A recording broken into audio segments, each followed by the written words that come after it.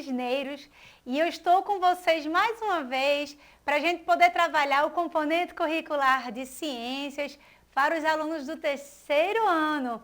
E o nosso tema de hoje é as plantas e o meio ambiente. Na aula passada, nós trabalhamos o quê? Os animais e o meio ambiente. Vamos falar um pouquinho dessas plantinhas, não é? Essas plantas que foram tão importantes nesse período de pandemia, trabalhou tanto a questão das emoções, eu mesma adquiri plantas que eu nunca pensei em ter na minha casa, né? Então vamos falar um pouquinho sobre as plantas. Observem as imagens que eu vou passar a seguir. Olha só, gente, olha que legal. Nós vemos aí nesse slide diversos tipos de planta, não é? E em diversos locais diferenciados. Temos o cacto, que é uma planta nativa da nossa região. Temos o coqueiro, que também é uma planta nativa da nossa região. Temos ali plantas de caatinga, plantas aquáticas. Tem vários tipos de plantas, né? Vamos citar algumas plantas das nossas regiões, mas nós vamos aprender como é que essas plantas elas se desenvolvem, como elas crescem, o mesmo processo que acontece com os animais, né? E aí, observem bem essas imagens, né? E a diversidade dessas plantas e os locais em que elas estão inseridas, né? O que vocês conseguem observar de diferentes nelas, né? As plantas, assim como os animais, elas possuem características e estruturas diferentes. Alguns se desenvolvem com muita luz. Dessas plantas que vocês estão vendo aí, quais que você consegue identificar que é uma planta que se desenvolve com muita luz? Vamos pensar? Né? Outras plantas, elas se desenvolvem com pouca luz. Por exemplo, eu tenho em casa algumas orquídeas, né? É uma planta que ela gosta de luz, mas ela não gosta de uma luz muito em cima dela. É uma planta que ela gosta mais de sombra, né? Ela gosta de receber a luminosidade, mas não diretamente, né? Umas plantas, elas também se desenvolvem com muita água, né? É como se tem as plantas aquáticas. Outras plantas, elas se desenvolvem com pouca água, né? Algumas plantas, inclusive, são consideradas sagradas em algumas regiões pela capacidade de acumular água em regiões de seca, né? É o caso daquelas plantas, aquela rosa do deserto, uma planta também que eu tive em casa, né? É uma planta que ela é cultivada no deserto, mas ela acumula água, né? No seu caule ela consegue acumular muita água, né? Então, já que vocês observaram essas imagens, a gente agora vai fazer a leitura desse poema. Vamos ler o poema comigo? O que as plantas têm? Uma planta no sertão, naquele sol de rachar. O frio intenso parece ser ideal para uma, enquanto outra gosta da beira-mar. Uma com espinhos, outra com gavinha, uma suporta falta d'água, outra morre sem, coitadinha. Aquela nas geleiras parece muito frio aguentar.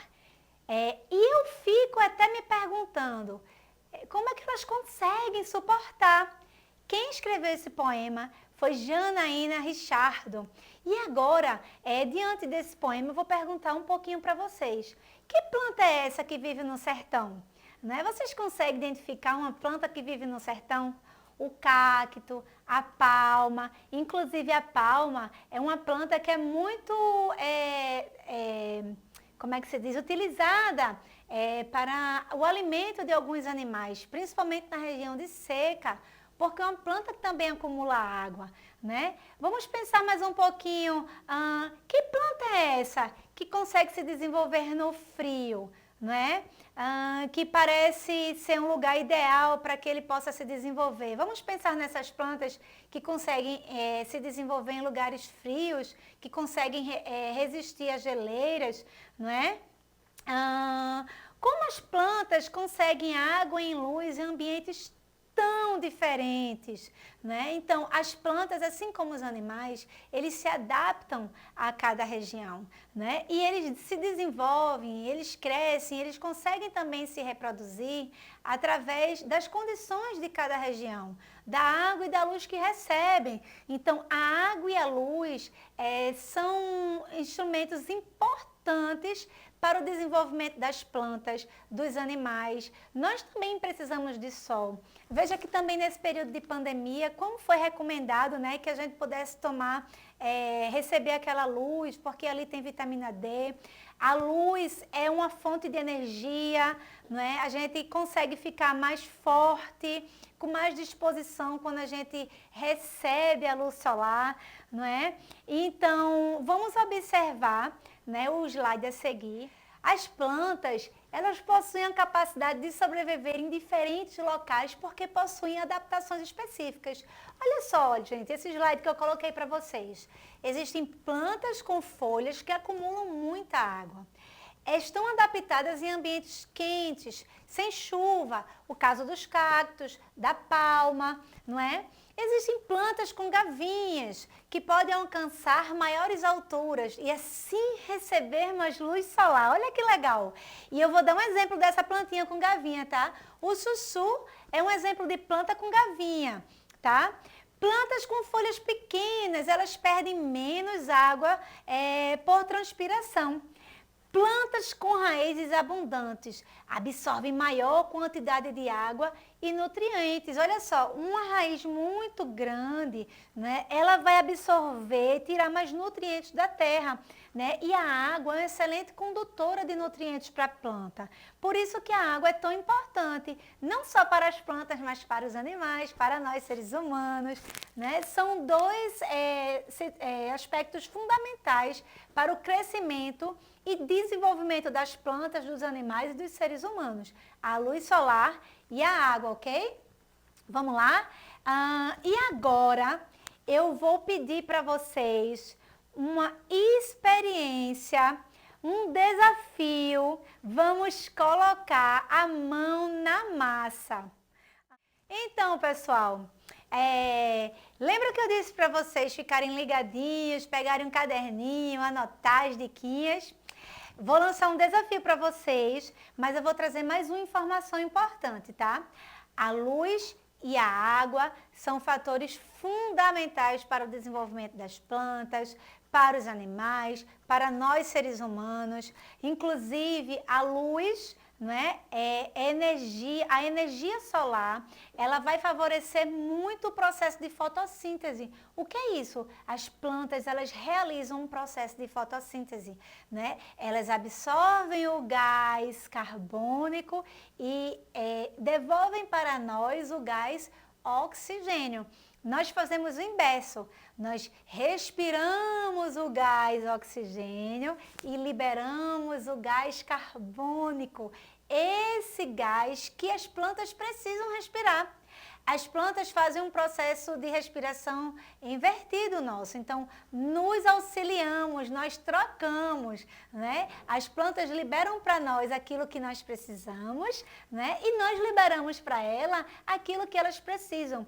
Então, nós precisamos preservar as plantas que nós temos. Ótimo quem tem plantinha em casa, além de deixar a casa muito bonitinha, né? É um momento da gente assim cuidar, a gente empreende nossos sentimentos, nosso cuidado, nosso amor naquela plantinha. Então, se você não tem planta em casa, procura uma plantinha, uma florzinha para você poder cultivar, tá bom?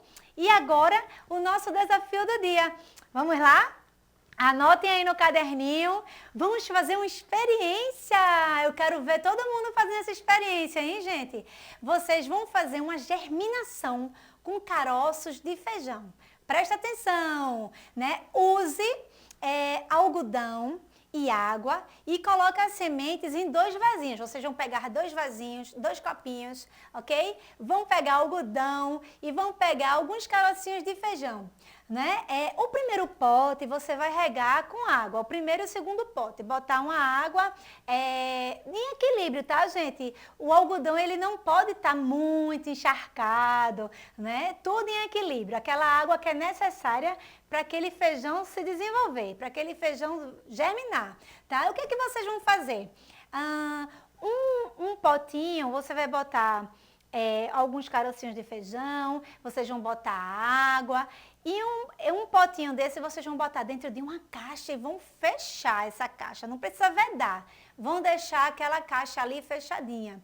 O outro potinho você vai pegar e colocar diretamente na luz solar, deixar que aquele potinho com aquele carocinho de feijão receba a luz todos os dias. E você também vai fazer, vai regar aqueles carocinhos de feijão todos os dias. Só que o primeiro potinho, aquele que está guardado na caixinha, você só vai regar o primeiro dia, tá bom? E aí você vai acompanhar. Quando chegar um determinado horário do dia, você vai observar o desenvolvimento desse carocinho de feijão. Nesses dois potinhos. Aquele que recebeu a luz solar de forma adequada, diariamente, todos os dias, e aquele potinho que só recebeu a água no primeiro dia e que ficou ali fechadinho. O que é que vocês vão fazer? Vocês vão desenhar as observações da sua experiência. Se você puder tirar fotos, pegar o celular do papai e da mamãe, tirar fotos para acompanhar os dois potinhos, né? E depois vocês vão compartilhar com os familiares de vocês, com os amigos. Quem tiver acesso às redes sociais, compartilha para que a gente possa ver e acompanhar, né, o trabalho de vocês, o empenho de vocês. Eu quero que a aula seja bem interativa e que vocês tenham um prazer de participar, assim como eu estou aqui trabalhando com vocês. Ok, pessoal? Nos encontramos na próxima aula. Um beijo!